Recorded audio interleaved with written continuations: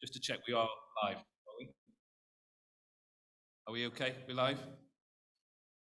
I'm not sure. Yes. Thank you. Okay.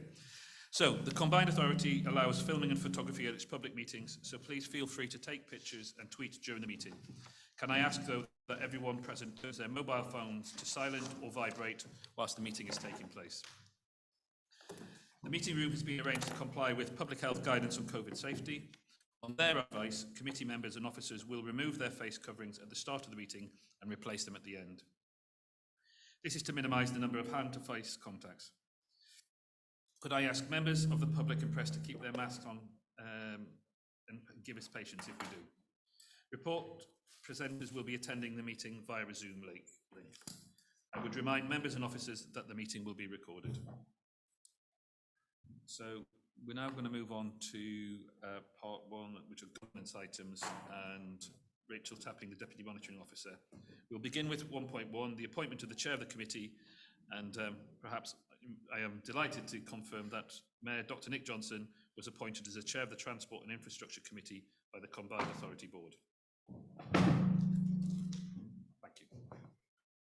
So, as a little by way of introduction, I want to say thank you for all the members who are here and in Corrit in terms of numbers. We had the benefit of an hour before where we had a great introduction from the transport team, the Director of Transport and Infrastructure, to kind of take us on a journey of where the Combined Authority has been over the last 4 years and where we hope to be over the next 4 years. For those who weren't here and for the members of the public, I just want to reiterate that I'm obviously delighted now to be the chair of the committee and to be the lead of the Combined Authority. For me, the direction of travel of this committee, indeed the Combined Authority board and the organisation, is going to be based on the 3 C's of compassion, cooperation and community. And I see that already happening at the way that we are working within our organisation. I'm obviously hopeful that that message will be something that we can embrace here as a committee together. And it is a learning process. I've recognising it's not always easy to have a sudden change in direction, but the 3 C's will run through everything that I'm hoping to achieve, and indeed I hope the committee can achieve. Just as a final note, as we move towards compassion, cooperation, community at the heart of all our decisions, I'm hoping that will in the course of time deliver improved public health outcomes and an improved focus on improving our environment and the climate challenge coming out of the post-COVID crisis. So I'd like to ask now, would the Democratic Service Officer report any apologies for absence? Apologies received from Councillors Joshua Schumann, Councillor David Brown attending as substitute, and Councillor Josh Linsker, Councillor Katie Thornborough attending as substitute. Does any member wish to declare any disclosable pecuniary interest or non-statutory disclosable interest?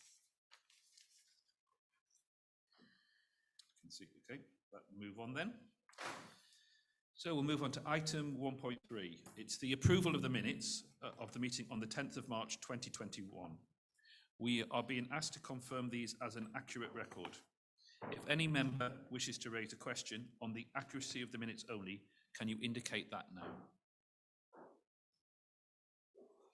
I see no objections, so we will take the minutes as approved. Now to move on to agenda item 1.4. Which is the Combined Authority Forward Plan, that's pages 13 to 80. Do the committee have any comments on the Combined Authority Forward Plan? I can see no indication, so I will move on to 1.5, which is public questions. We have received 2 public questions relating to the A142 BP Roundabout. As they broadly similar in themes, I propose to take both questions and then answer them. So I'd now like to invite Mrs. Sarah Lambert to ask her question. Mayor, it would be the Democratic Services reading out the question. All right, oh sorry, yeah, fine, if you want to do.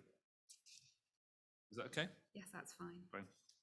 What will the CPCA do to rectify the dangerous situation it has created by funding the A10 A142 BP roundabout scheme last year, despite a road safety audit which made it clear that this would make it harder and more dangerous for pedestrians and cyclists to cross the A10?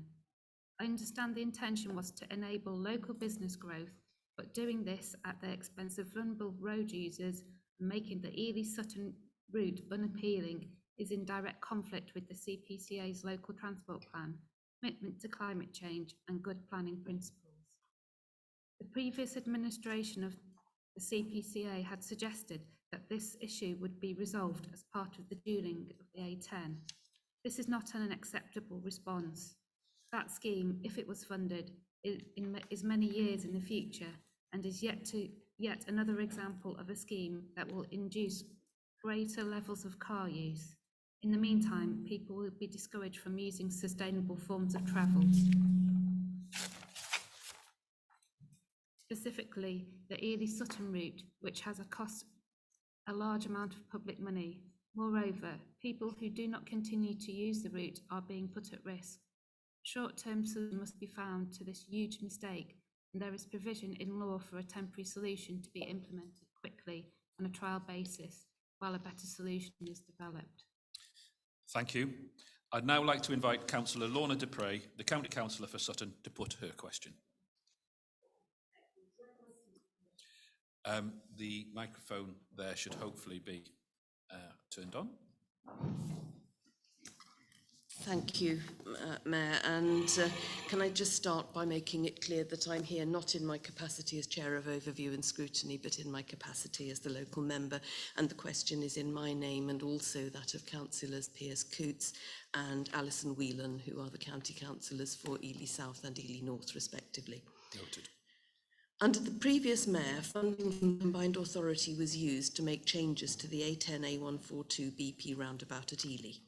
These changes resulted in this junction, already regarded as the most dangerous place in East Cambridgeshire for pedestrians and cyclists to cross, becoming even more of a hazard. This has resulted in injuries and acts as a deterrent to people who would otherwise walk or cycle between Ely and villages to the west of the A10. Residents have been told that they will have to wait many years for this situation to be remedied by dualling the A10 from Milton to Ely. They are also told that the only permissible solution will be a multi-million-pound grade-separated crossing, but safety cannot wait. Will the new mayor commit to rectifying now the dangerous situation Combined Authority funding has created at the A10-A142 BP roundabout at Ely? And will the new mayor investigate as a matter of urgency the cost and feasibility of the installation of an at-grade crossing of the A10 near the roundabout, like the one recently installed near a roundabout elsewhere on the A10 at Waterbeach? Thank you. Thank you, Councillor Dupre. So my response to both questions. Safety is one of my priorities and one of the Combined Authorities, and we will continue to need to take the question that the member has raised very seriously. The local transport plan commits the authority to Vision Zero, the aim of eliminating accidents. The County Council is the Highways Authority and the Road Safety Authority.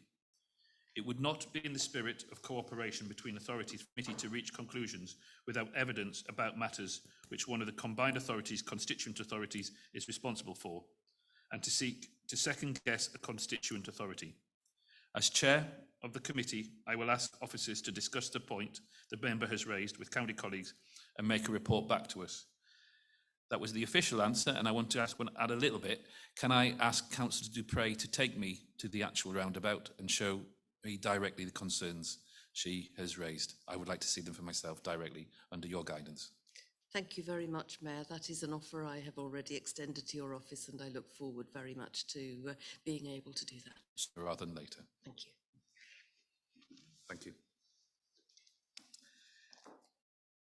Part two of our committee meeting is under delivery. So at this point, 2.1, it's the performance and finance report from July 2021.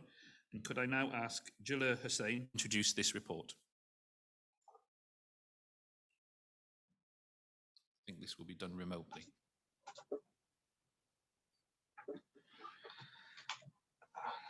Good morning, Gilla. Yeah, thank you, Mayor. Good morning, members.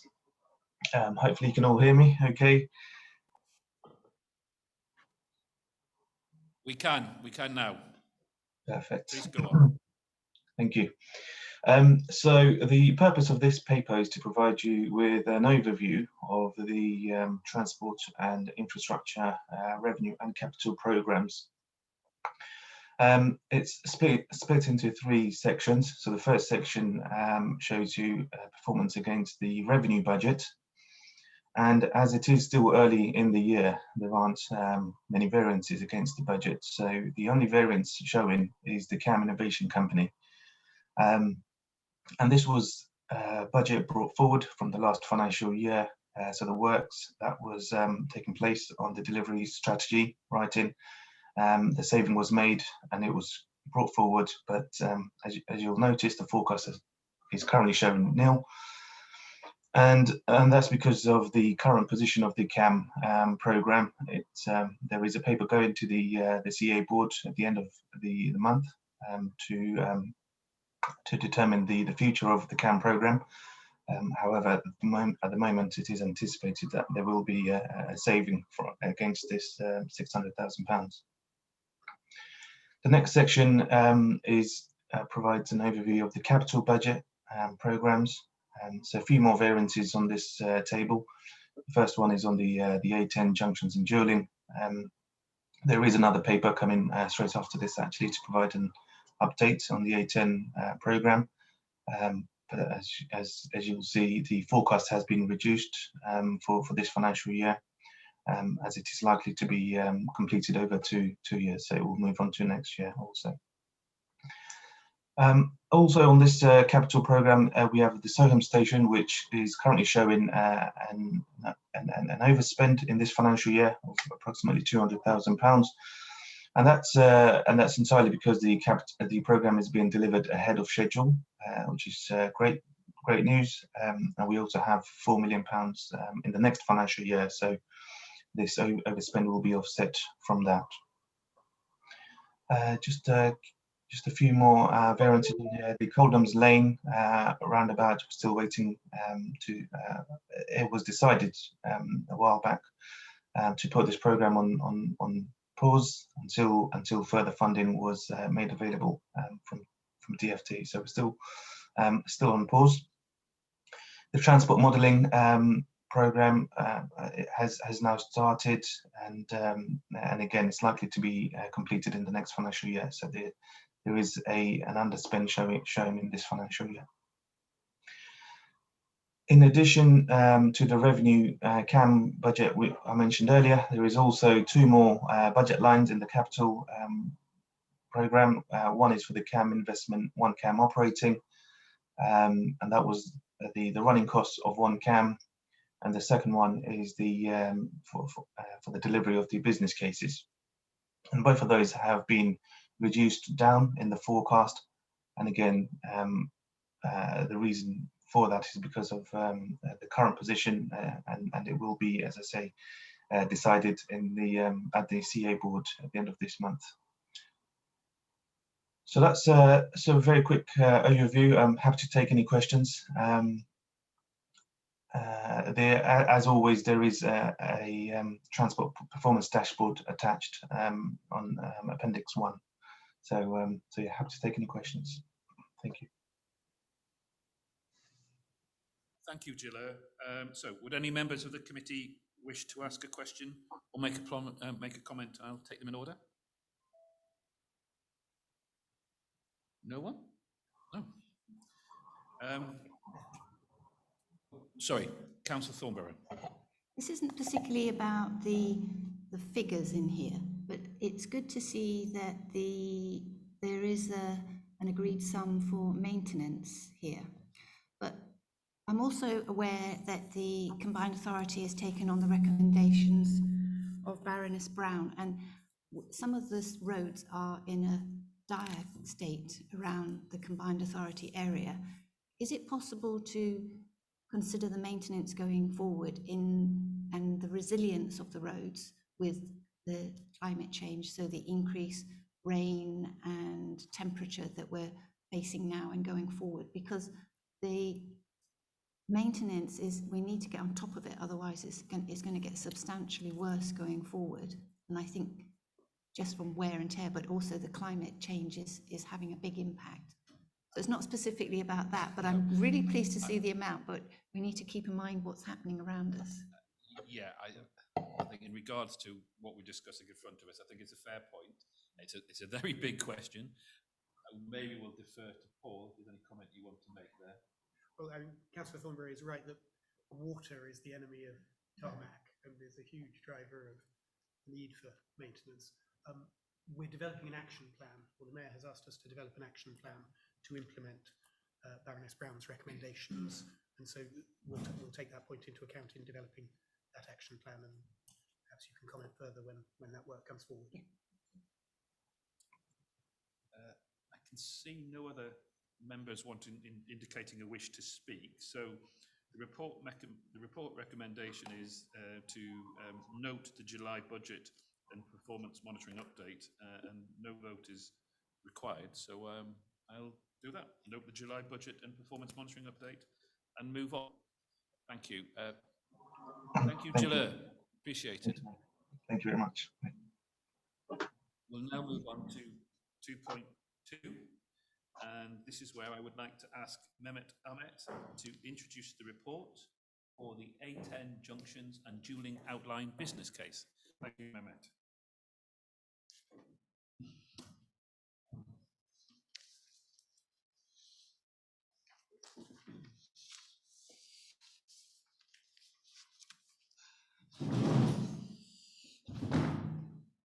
Thank you, Mayor. Thank you, members, and good morning. Please note the recommendations on the paper for that I'm presenting. This one being, note the Department for Transport decision to fund the A10 dualling and junctions outline business case, including the actual department's conditions. And B, agree the proposed programme to progress the development of the outline business case, noting the delegation for procurement of external support for the project made in September 2020 by the Combined Authority Board.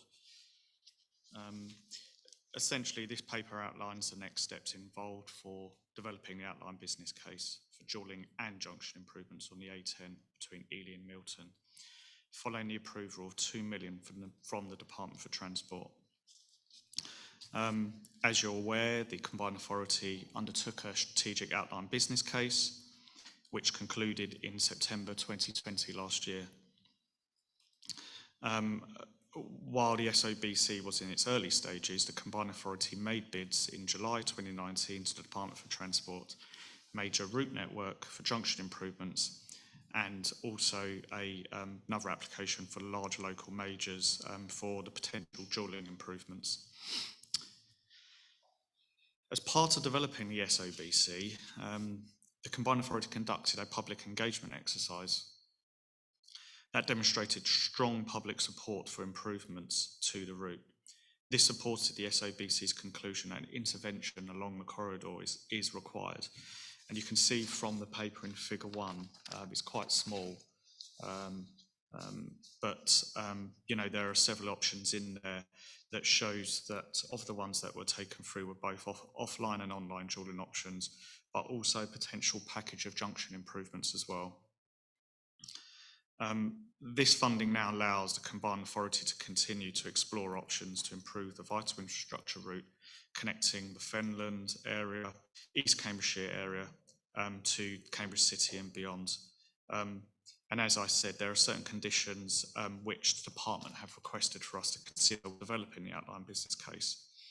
And this comes under a subsequent review that we have within our programme with the Department for Transport. One of the conditions is that they'd like to see a fully worked up, lower cost alternative option based on a scheme to deliver improvements to the junctions on their own.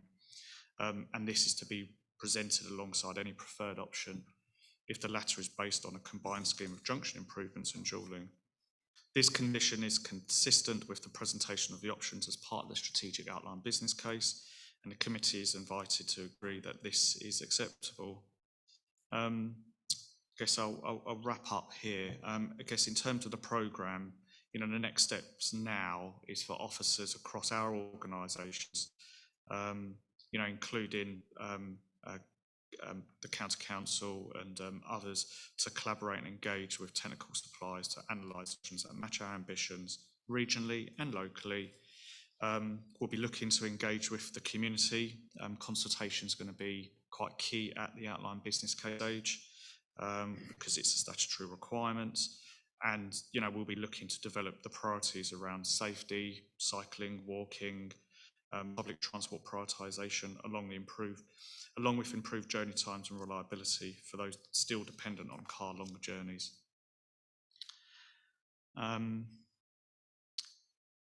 So the development outline business case will enable us to then propose solutions for consideration in formal public consultation. And as I've already alluded to, you know, we'll be using that information as our gateway opportunity with the Department for Transport to discuss with them the options and the condition that we have.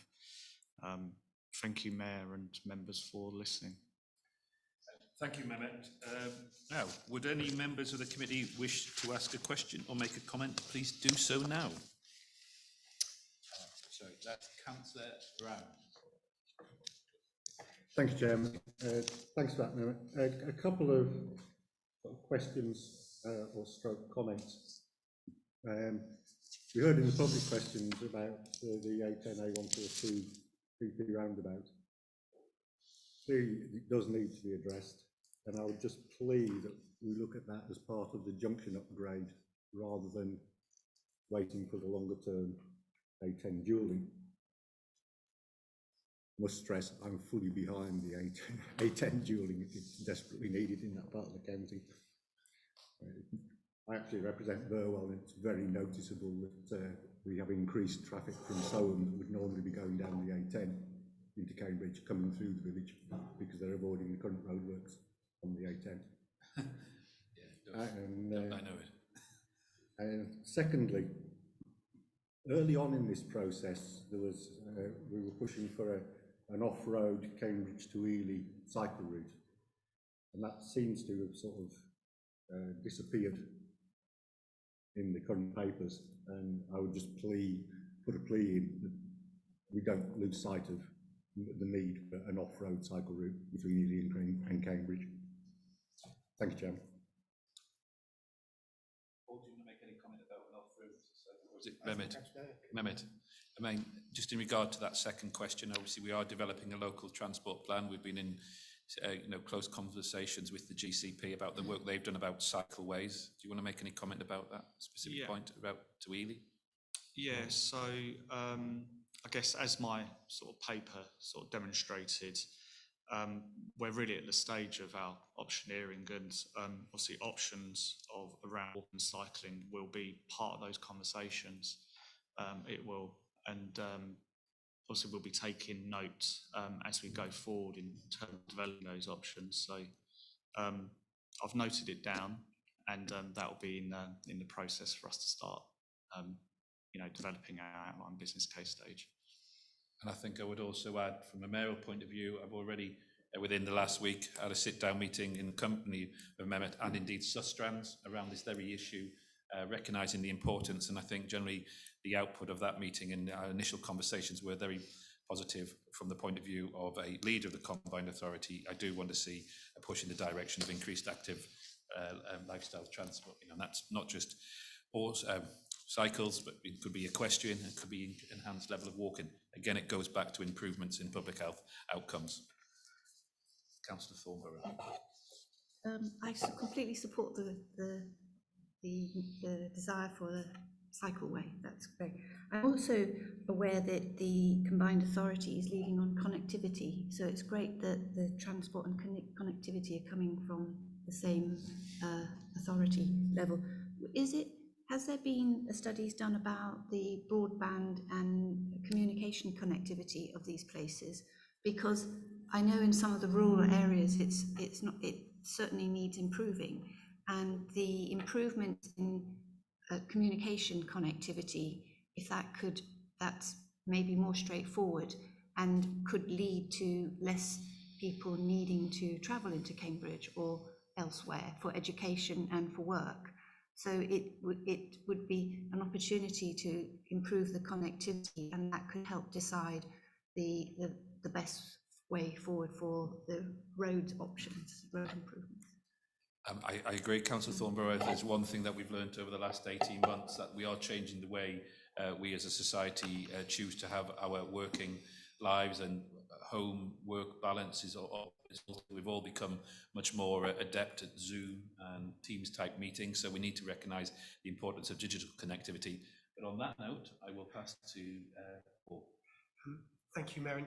It's a slight curiosity about the governance of the combined authority. So in the budget report, actually, you will have seen there's a line for the digital connectivity budget, but actually that reports in policy terms to a different committee. But as you say, Councillor, digital connectivity and transport connectivity are part of the same wider picture. And I'm very confident from conversations with colleagues that the work we're doing on refreshing the local transport plan is going to pick that up.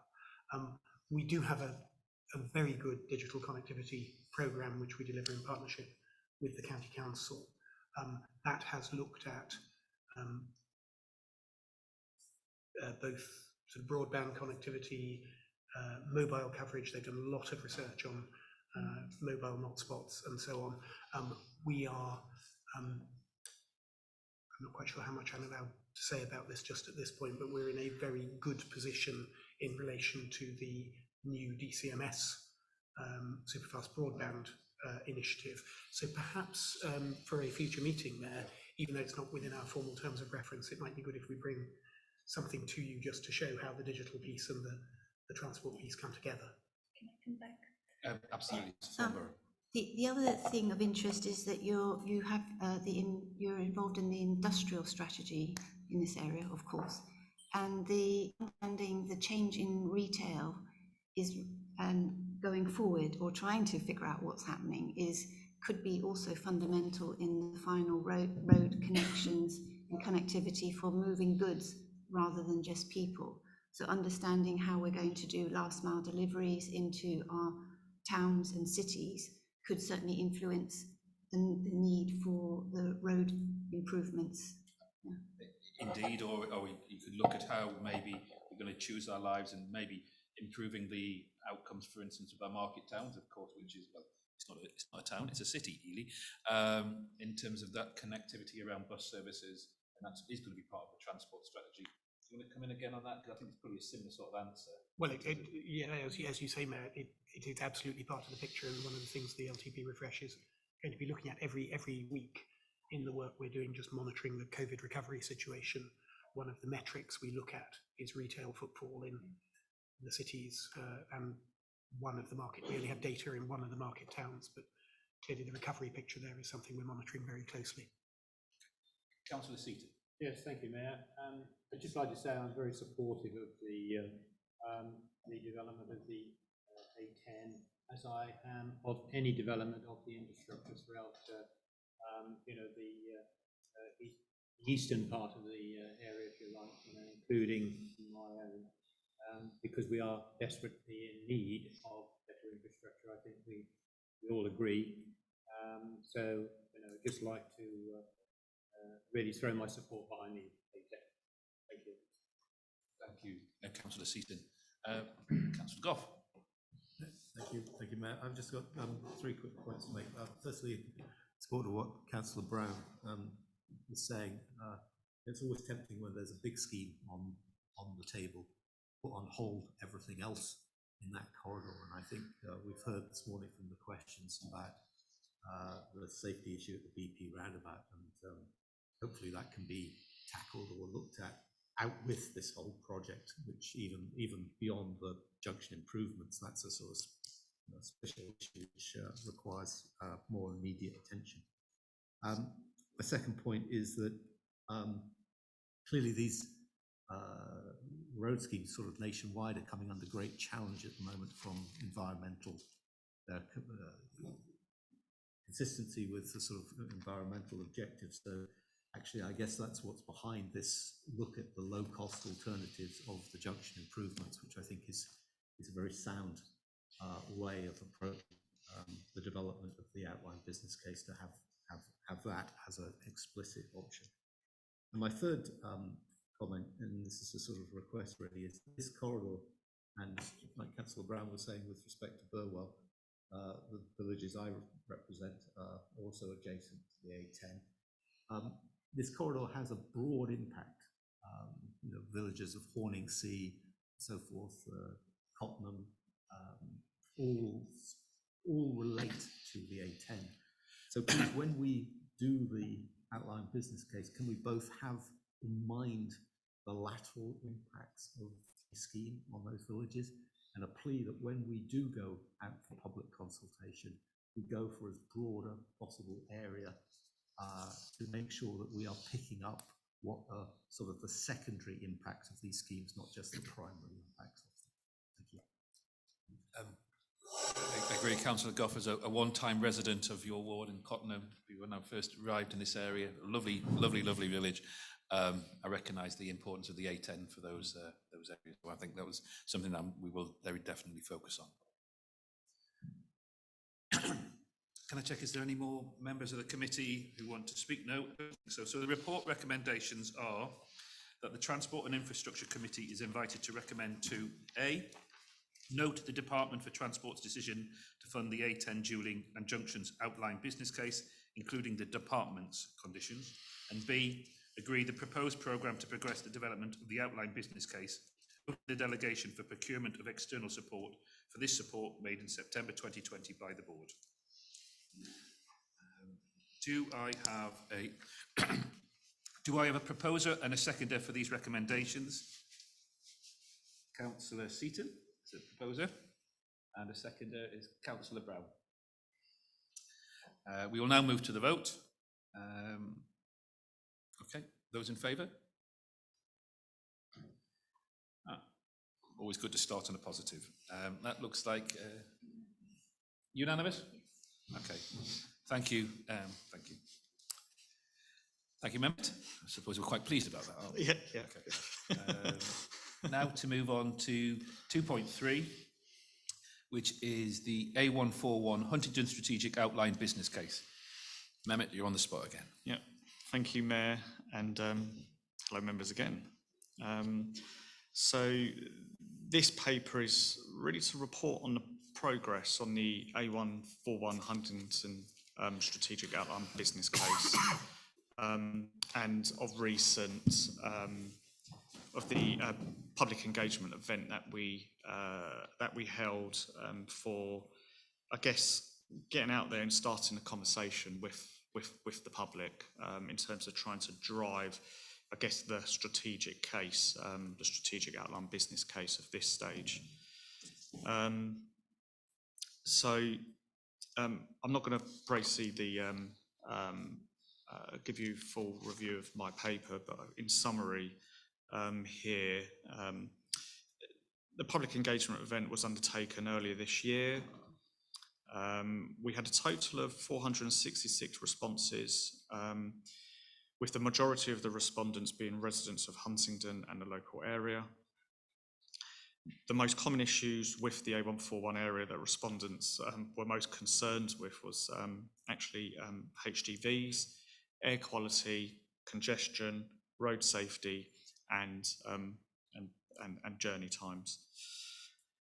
When asked about the future development of the local transport network, the most common response was it was very important to all issues, particularly addressing congestion and safeguarding from rat running and road safety.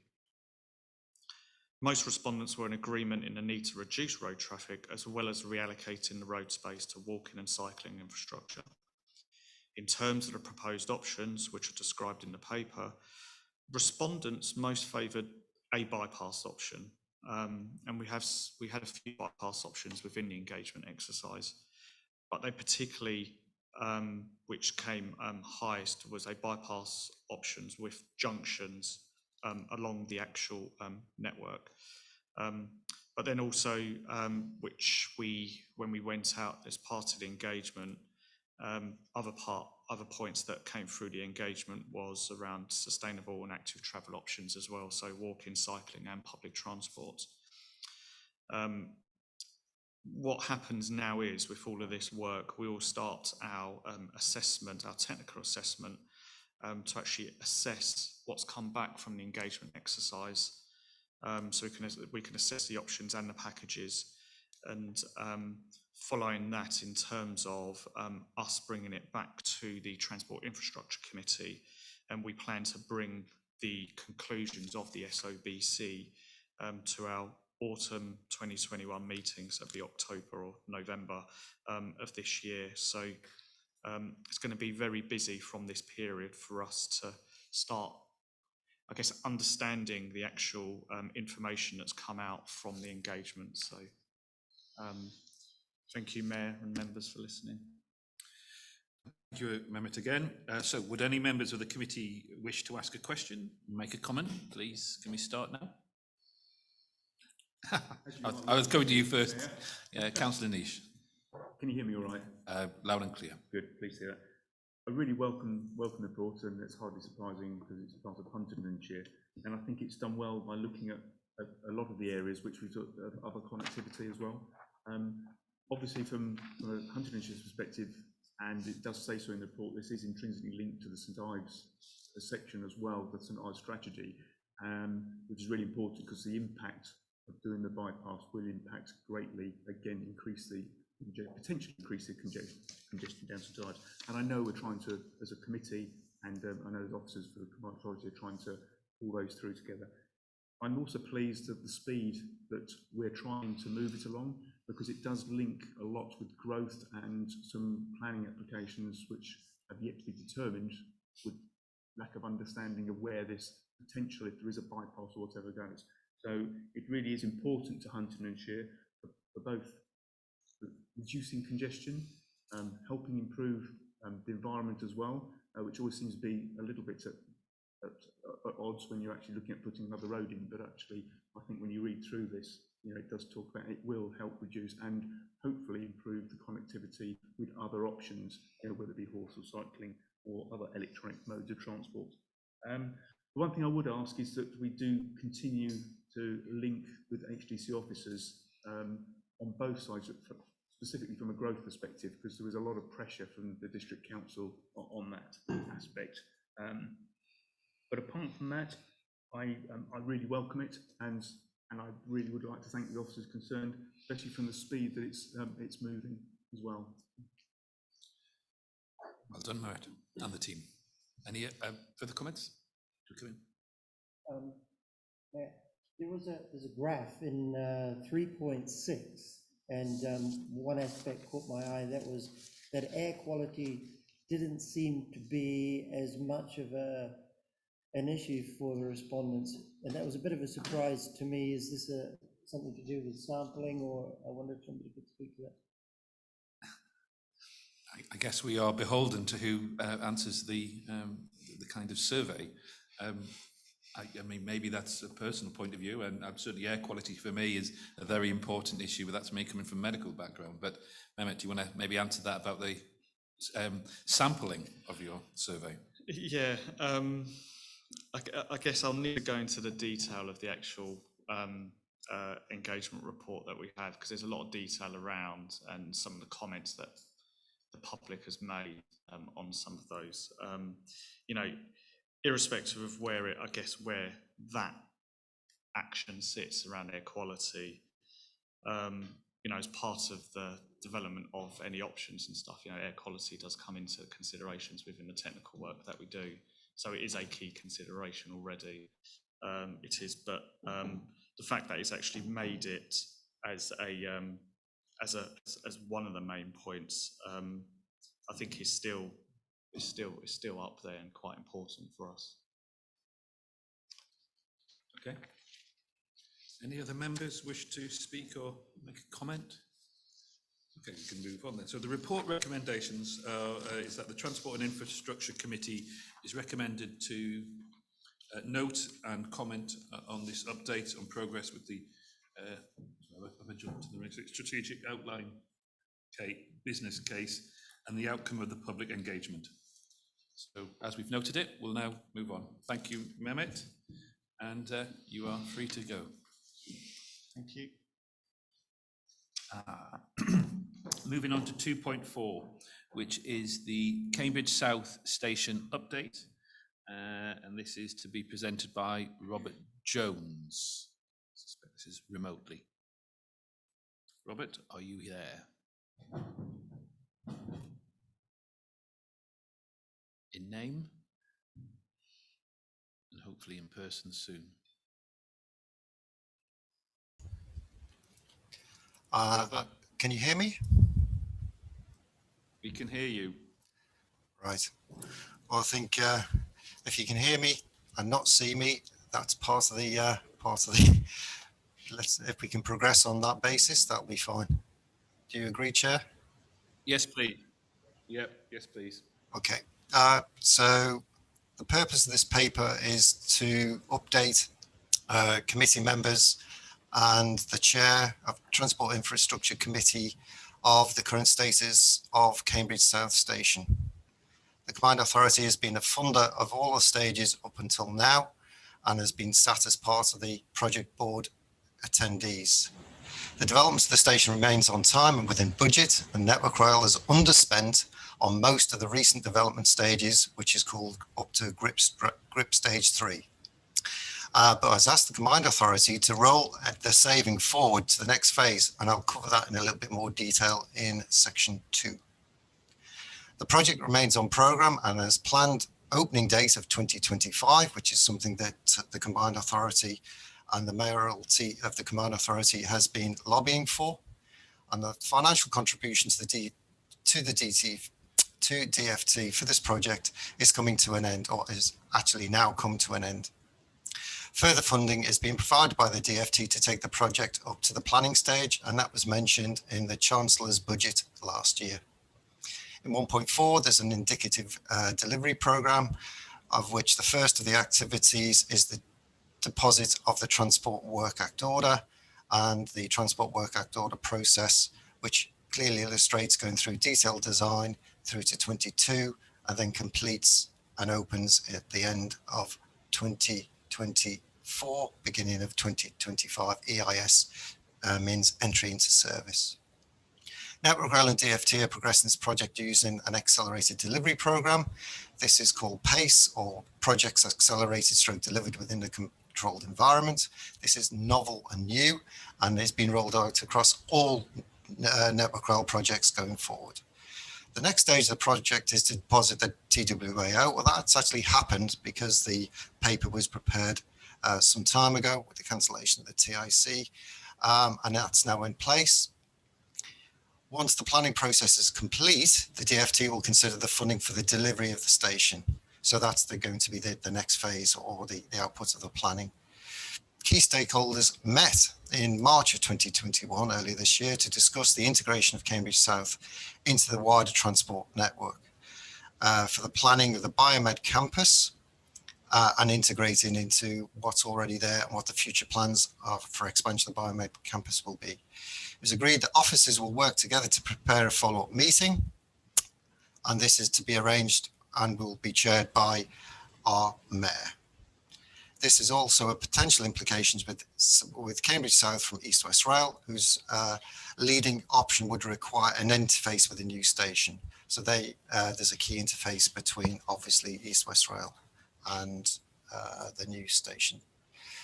So picking up on section 2, the financial implications of the saving. So Network Rail have underspent on the previous phase to the tune of 1.3 million. That's on a total forecast spend of just over 10 million. The Combined Authority, as part funder, is entitled to a return of £217,000 as a result. Network Rail has requested the Combined Authority instead of commit that the underspend to support the next phase of the project. The next phase of the project will be fully budgeted for, has already been budgeted for by the DFT. So effectively, DFT are asking for the saving to be returned to them. In principle, the project is fully funded by DFT. However, the Combined Authority would demonstrate the authority's a commitment to the project. Other funding partners have already agreed to return the saving to DFT. The committee will want to take a view on whether the Combined Authority should do the same, i.e. return any monies to DFT. If the committee does wish to do so, that will form part of recommendations to the board. That concludes the paper. There are a number of photographs in Appendix 1, which are the visualizations, one looking from west to east, which is the cycleway only access into the railway station. One looking east to west, so from Francis Crick Way, and looking at the railway station and the accessibility. And then the final is an exploded view, which looks at the proposed new railway station from a vertical view with the roof lifted off. That concludes my paper.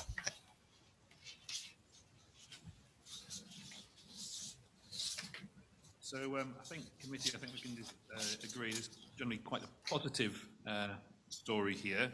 I'm interested to hear what people have to ask in terms of any comments or indeed ask any questions, but please be in mind that obviously we could either just note this report or there is a recommendation about some financial implications, and obviously I'd be interested to hear all your thoughts on that. Councillor Thornborough first, as you had your hand up first. So I was at the meeting in March with the previous mayor, and there was quite a lot of concern about the way people move around the biomedical campus. And I think it was clear at that meeting as general consensus that that really needs to be fully resolved with the extra capacity of people arriving by South Cambridge Station, which is absolutely critical to Cambridge and the biomedical campus. But we also know that the biomedical campus is not just of national importance, it's probably of international importance. And supporting the biomedical campus and now the links with the other, with CSET going down to Babraham and the other biomedical organisations is really important. But I can't stress how important it is to resolve the existing problems with walking and cycling around the biomedical campus that the local authority could have a real input in and make it a much better place to walk around and increase and wayfind as well. It's terrible to find your way around it. So this is a real opportunity now with this to perhaps use this extra funding to enable something like that to be fully resolved. You said local authority, I think you mean combined authority, yes, yeah. Just to acknowledge that point, I have had the benefit when I first moved to the area working on what was called just simply Addenbrooke's Hospital.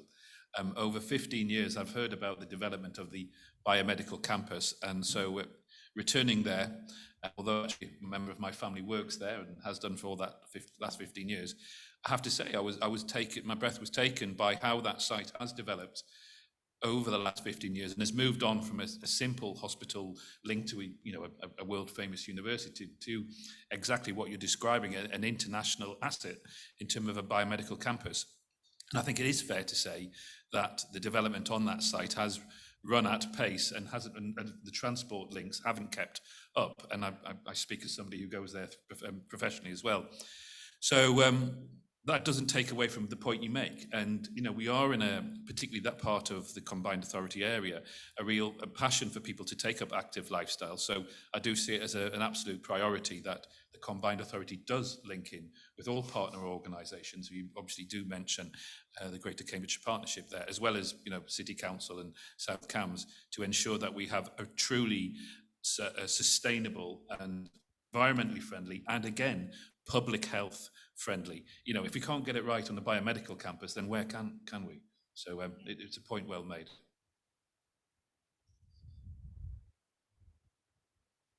So the funding, could the extra funding that this underspend, could that go towards improving the resolving the transport problems on the campus at the moment? As a point of clarity, this what we're asking the committee to first of all decide is that do we show ongoing partnership with Network Rail, although we have no obligation, or do we as a combined authority board, indeed members here, make a recommendation that we do retain it, and some of the ideas you're suggesting, maybe it could be used for those things, but that would be brought back into the combined authority, and I would work with the transport plan going forward. I don't think we're in the position where we can commit to where any savings that we make would go straight away. Well, personally, I think it's absolutely incredibly important that the combined authority continues working with Network Rail, because the current situation is restraining the opportunities at the biomedical campus, but it's also causing real problems with local residents, as you said, because the transport opportunities were not delivered. It's really strained local communities and with congestion and air pollution. And that has resulted in a loss of trust, actually, I think, between residents and people within authority who want to deliver really good projects, but the transport it fails to. So this is an opportunity to resolve all of that. So I think we must take this and work with it hard. Okay, I'll open up to the rest of the committee. Councillor Brown. Thank you. One straight question, because I'm not clear from the paper. The paper says other funding partners have agreed the request to, or the underspend. Can we know who the other funding partners are? Robert, do you want to share that information, please? Yeah, the total of the 10 million to date has been 50% of which is DFT, 5 million.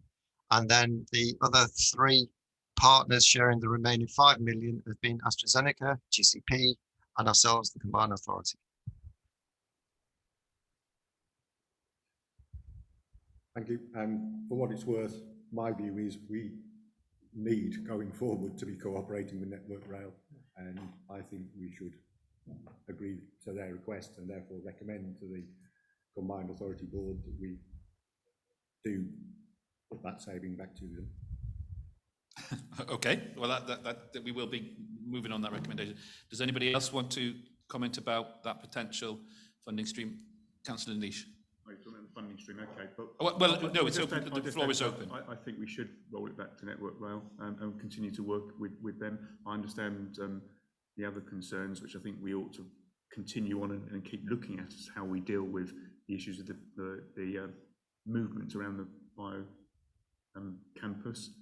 But I do think we actually need to roll that money back on one aspect. I'll talk later about the other aspects that I was going to ask about on the paper, if I may.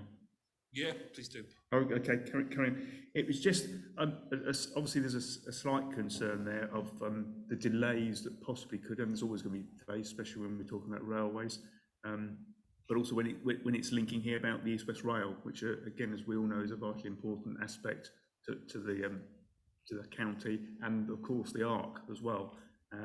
But the potential always going to be the delays that cause with the links that they're looking into as well. So it's just a concern, that's all really. A very good one. A question I asked myself when I had this meeting given to me as a pre-briefing. Robert, do you want to come in there and offer up a response to Councillor Niche?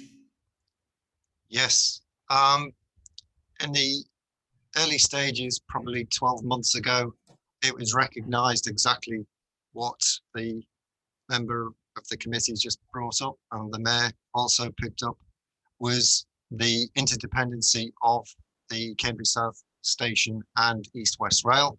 And on that basis, the officers at the Combined Authority worked tirelessly with DFT and Network Rail to decouple the project from East West Rail. So in other words, it wasn't reliant on East West Rail and therefore became a standalone project. And therefore that has meant that we've managed to achieve this indicative program with an opening date of 2025, because it is a standalone project. It obviously now becomes a standalone project as an interface back to East West Rail, but now it's progressing under its own steam through the planning process and not under the umbrella of a bigger project, and therefore potential delays of the bigger project have a knock-on effect to the delivery of this project. So that was recognised as a key risk, as I mentioned, roughly 12 months ago, and we managed to decouple the project from East West Rail in terms of the East West Rail delivery agent is now Network Rail and not East West Rail. Is that clear enough, Steer? Councillor Niche? That's definitely help as long as we don't decouple it completely. From a project perspective, while they're being separated, but I'm sure, and hopefully I'm sure that obviously the wider picture of the East West Rail linking in is still going to be there as well. Indeed. Anybody else want to make a comment? Can I just make a comment? We've obviously, with regard to this funding issue, we've had two members explain that they're happy for maybe the underspend to roll through to Network Rail.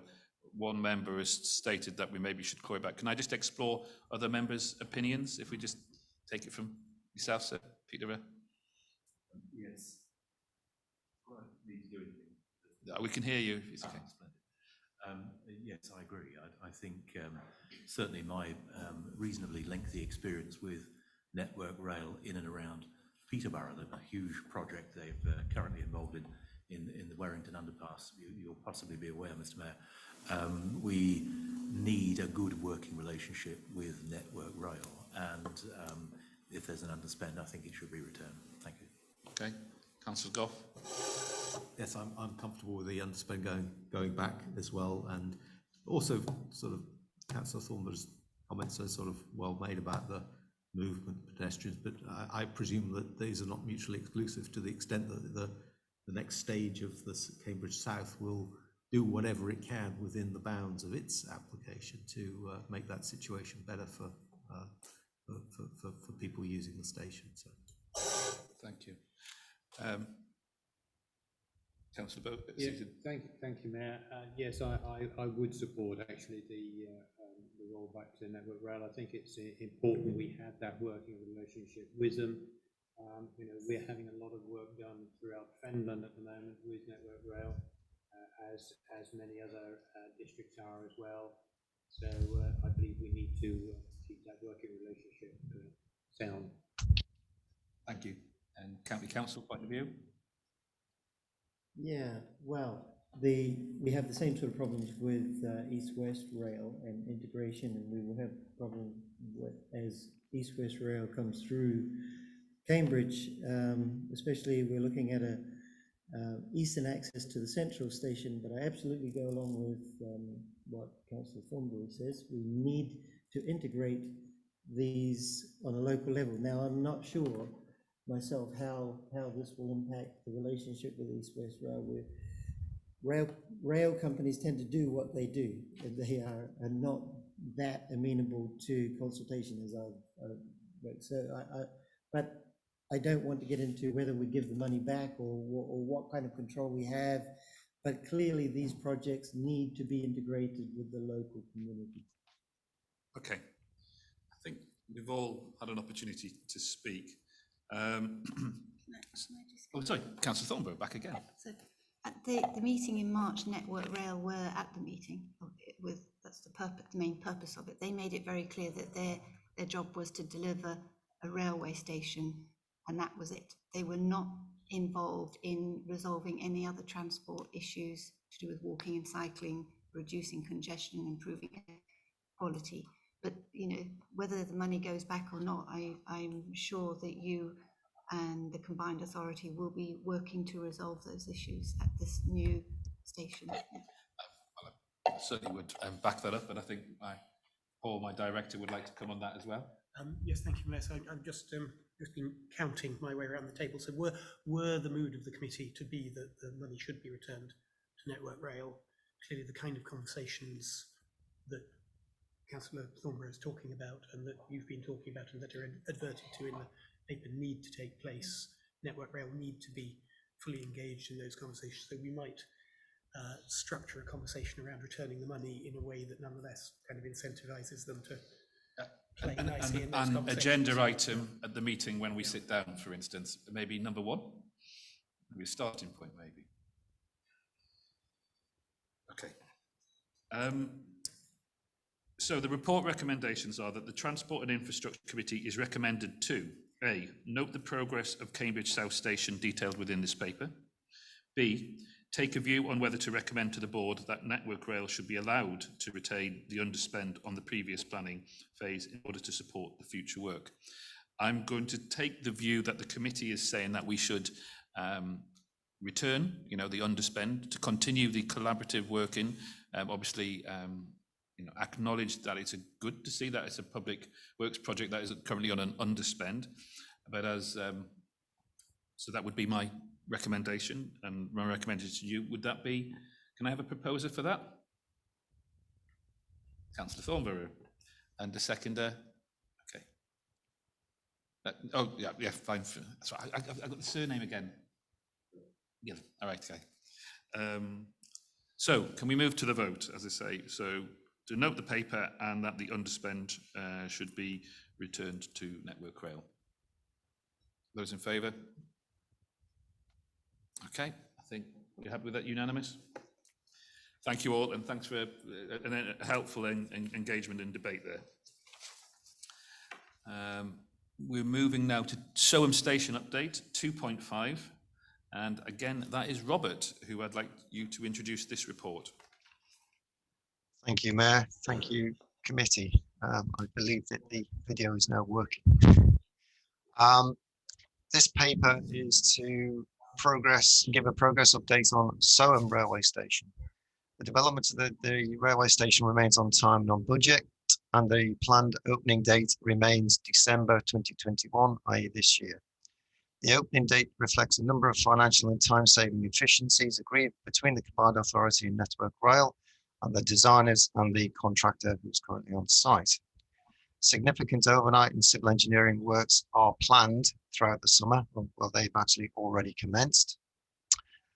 See Appendix 1 for some other photographs, and there is also a time-lapse video of some platform installation. We do actually have a platform that's already now in place. The CPCA progressed the opportunity to integrate the new railway station with other modes.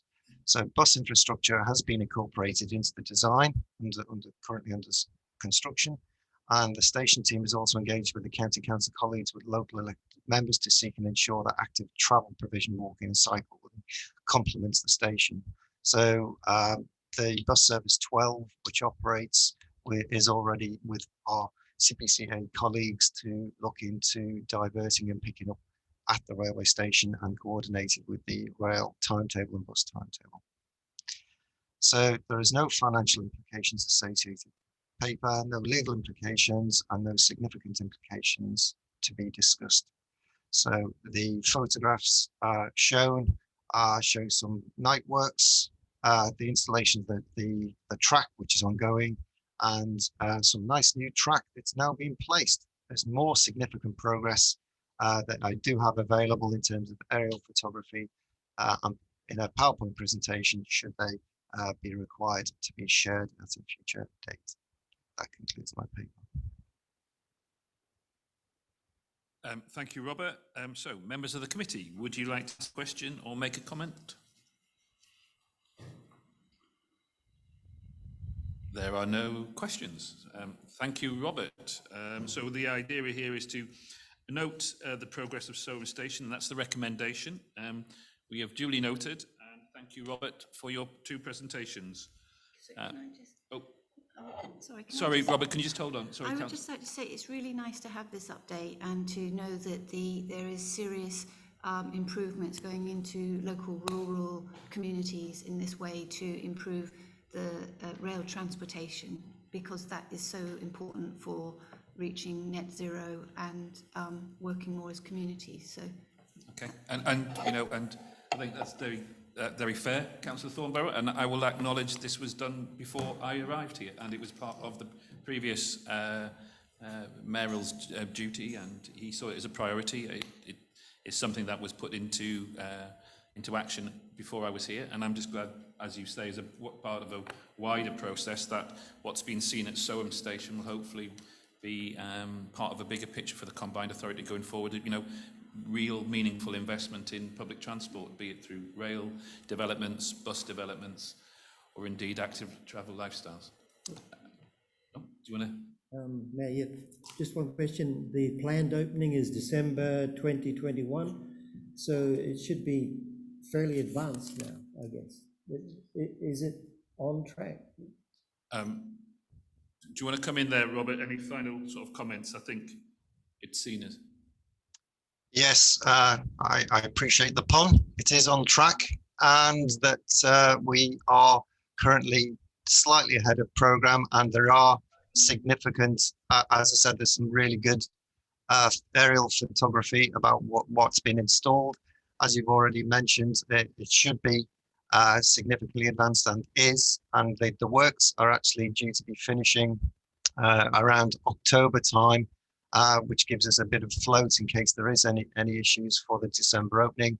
There's a lot of dialogue currently going on now with EIS entry into service with the operator, which will be Greater Anglia, and taking over the station.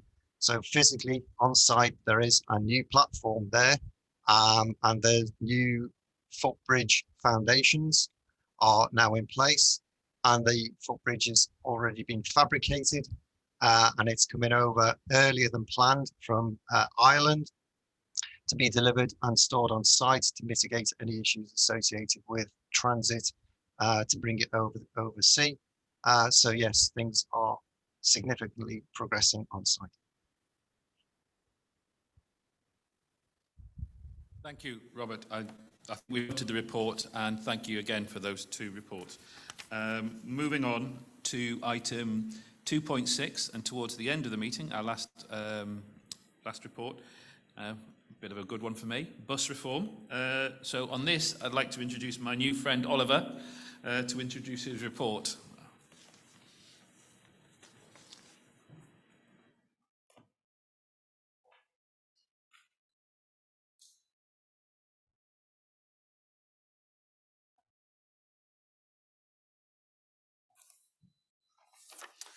Are you coming through, Oliver, yet?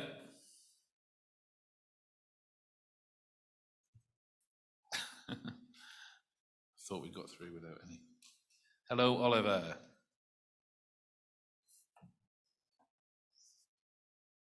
Any luck with the tech, guys? Nothing there. Can we? Is it the case that we need to? The bus, obviously, now. Oh, he's been left with the bus stop. Yes. Knowing Oliver, he'll be on it. He's muted. Can you unmute, Oliver? We want to hear your pearls of wisdom. Yeah, he's on a night bus. Aha, Asleep. I think that might have worked. Hello, Oliver. Hello, good morning. Good morning, Mayor. Good morning, members. Sorry about that. That was a long and involved process, wasn't it? Let's see. This paper is to inform the committee of the decisions about bus market reform, which were taken at the Combined Authority Board on the 30th of June, and to invite discussion as part of the committee's ongoing role in oversight of the bus projects. The board agreed the paper included, which is a background document, and the invited officers to take work forward in line with its recommendations. Now, I'm happy to take advice, Mayor, as to how much you want me to read out of the 3 sides of A4, which is there, whether you just want a quick précis on the half dozen main bullet points. Well, I know you're as enthusiastic about bus reform as I am, so just let's keep it short and sweet, but enthusiastic. Fine, okay, right, okay. First of all, bus reform started looking at enhanced partnerships and the possibility of franchising the bus services. This work is continuing. It has been set back a whole year by COVID because one of the requirements has been that any franchising scheme has to pass an audit process, and it's very difficult to pass any sort of audit when the number of passengers travelling on the bus network is halved and the financial position is thereby undermined. The Department for Transport have recently come to some conclusions. They have announced an end to the COVID bus support grants. They have announced the start of some transition funding as well, and officers are talking to DFT about how that funding is going to be applied. As long as we get that funding in place, there's no reason why we can't move forward quickly now to get to the audit stage of franchising. So there's that aspect going forward. At the same time, the DFT has announced a national bus strategy, and as part of that, we are required to put together a bus service improvement plan for all the bus services within the Combined Authority area. and work has started on that, and the team is now working to write the BSIP, which has to be delivered to the Department for Transport by the end of October this year. The Prime Minister put a forward to the National Bus Strategy, urging us to create better bus services that ran more frequently, were cheaper to use, and were integrated with the transport modes. And I'm sure that everyone would think that those are excellent things, and I'm certainly very pleased to be taking things forward with them. So that's one of the other aspects that we're running forward with simultaneously at the moment. We have two other projects running at the moment. One is called Zebra. It is about zero emission buses. We have put forward an expression of interest to the Department of Transport for competitive bids for various zero emission bus schemes. Our bid is to put 30 new all-electric buses into central Cambridge, where they can clean up our major air quality problem area. And that is been put forward to the DFT, that we are one of 35 local authorities, local transport authorities, which asked for this funding, expressed interest in it. We're one of 6 which has actually been now carried forward through to the second stage. And so we believe we have something which is compelling for the DFT as well. And we are hopeful of delivering at the end of this month, July, to the DFT a proposal which we can take forwards. The final scheme that's running is we have gone out to tender on a demand responsive transport scheme to run in the western half of Huntingdonshire, and we are intending to get to a stage where we can announce a winner for that scheme within the next week. So those are the main policies which we are working on at the moment. Thank you. Thank you, Oliver. Any questions? Okay. Councillor Brown. Thank you, Mayor. Thank you, Oliver. Looking at the background paper on bus market reform, I'm just not clear how some of the district councils and Peterborough City Council are going to be involved in this. I can see that County, Cambridge City and South Cambs are involved through GCP. But could you just tell me what you're expecting from districts for their involvement? Well, clearly we want to support all the Oliver, districts. can you help with that question? Sorry. Thank you. Certainly, Councillor, we're very keen to support all the districts, and I've already alluded to some of the things for Huntingdonshire. We've just started running a bus service in Fedlands, connecting from March down to St Ives, and we want to actually put together a new bus network, which is required for both the BSIP and for the bus reform work, where we actually are looking at where people are going to travel in the future, where they're going to live and where they're going to work, where they're going to go to school, where the desire lines are going to lie. So we're doing a lot of what's called GIS modelling at the moment to try and devise a more accurate and up-to-date bus network, rather than one which has really grown out of the 1930s bus network and just been edited financially as time has gone on. Thank you. Mayor, if I could just come in and tell you that, please. The part of the evidence base in thinking about the network is a very excellent study which East Cambridgeshire District Council produced, which Oliver has got, and the team are using that among other inputs to shape their work. Okay. Councillor Thornborough. Well, I think the bus initiatives is very exciting, and the zero emission buses and getting down to 1 to 6 is to be congratulated. So thank you very much for all that work. I know that throughout the combined authority area, there is a lot of work being done on active travel. So is it possible to consider the buses in hand in hand with active travel, so enable more bicycles to be taken on the buses, as they are in Europe? They have sort of extra carriages for buses, so that residents in Cambridge could travel out to Fenland and cycle around that wonderful landscape, help ecotourism, and for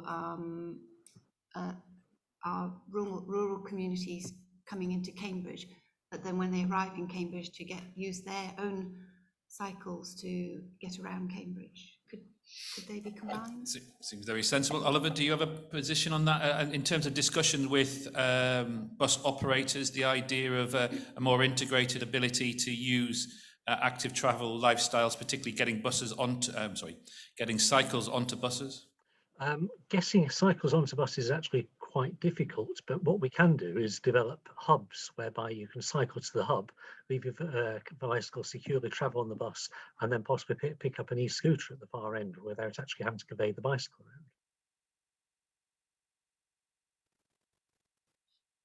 And Paul, do you want to comment about how we would do that within our kind of, it's a fair point made by Councillor Thornborough, is it something we can address in our integrated transport plan? Yes, exactly. In the overarching policy framework, we'll be looking at things like that. And something else that the committee will want to consider in its work programme is the wider picture on active travel, where there is quite a lot going on. There are various bidding pots coming down from government, which we're eyeing. So, so yes, no, that's. I think the transport hubs are really important, but there are some really good developments in Europe where they've actually adapted the buses or so that people can take their own bicycles with them. So if it's and it has been achieved elsewhere, and it's something that it might be worth considering. Absolutely worth considering. Will you come in? Oh, sorry. Thank you. Yes, just following on from that, we get a lot of questions about wheelchairs on buses and these sort of things as well. And there are some models that have buses with no seats, where people shuttle on and off, where you can take your vehicle, take your bike with you, or just stand short distances, because it's not only the kind of traditional buses. The main question I wanted to ask was about timing, because buses and some of the cynical types that we deal with point to Greater Manchester and say, well, they've been trying to bring in new franchises. 4 years later, they don't have any. So we would love to have some answers for these people. So do we have any idea how quickly we can do it? On this one, I'm going to ask Paul to respond to that. We do have a very specific timetable, and Oliver, would you like to just summarise it? But the main mark that's coming up will be public consultation this autumn. Yes, indeed. Oliver, do you want to get more detail? We do have a complete integrated schedule looking at bus franchising at BSIP, about a whole series of integrated parts of that, with a require for a public consultation in November of this year on how the different aspects will fit together. And from that public consultation, we'll then go into drafting a final assessment, and towards March, we may well be looking at asking the Mayor for a decision on the approach we're taking. Okay.